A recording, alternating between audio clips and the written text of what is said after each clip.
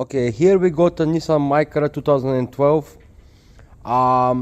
There was an issue with the misfire on cylinder 3.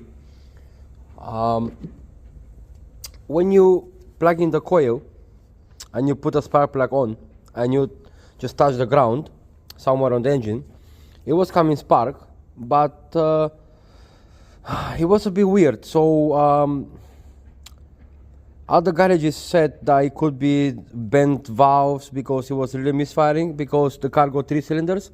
But what we found was quite hard to find because you need to really inspect the parts. Is the coil was faulty. Now when you look at it, there's nothing wrong with that. But here is one little dot.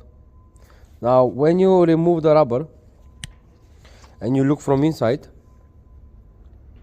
you can see where it's been shorting. So yeah, misfire in Nissan, that is the issue.